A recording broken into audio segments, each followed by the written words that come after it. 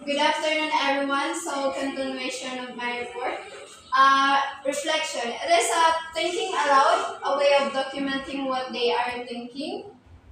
A major element in a portfolio, whether it is online or not, is the writing of the reflection. Portfolio can show the process of students' work. So, dito naman sa reflection, ito yung reflection mo dun sa mga sa activity na ginawa mo dun sa So, reflection. The first is description. Second, feelings. So, what were you thinking and feelings? Third, evaluation. What was good and bad about the experience?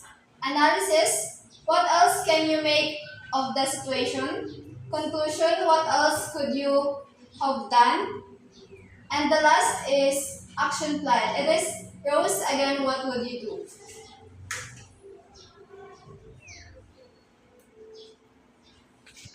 Gibbs or Gibbs?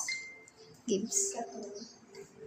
Gibbs reflective cycle has 6 stages. The first one is feelings. Learners are involved in learning and an activity or perhaps a lesson can trigger certain feelings. Second, evaluation. Discuss how well you think the activity went. Recall how you react to the task or situation and how others react. Third, description.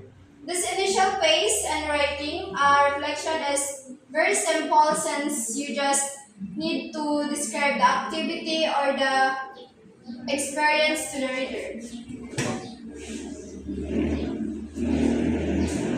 The fourth is analysis. This part of the write-up includes your analysis of what worked well and what have facilitated it or what may have hindered. Conclusion. Write what you have learned from the experience or what you could have done. So the last one is action plan. At the end of your reflection, you write what action you need to take so that you will improve the next time, such as consult an expert for some advice or read a book that will provide answers to your queries. So, administrating the e-portfolio. Before publishing your e-portfolio for the world to see your work, you can control who can see your work. The icon for sharing the site can be managed by entering the email address or the person with whom you want to share it. So, ikaw lang yung may control kung sino yung makakakita ng e-portfolio. So, dito sa assessing an e-portfolio using a rubric. Evaluating an e-portfolio using a rubric is consistent application of learning expectations, learning outcomes, or standards. Example, e-portfolio rubrics PDF.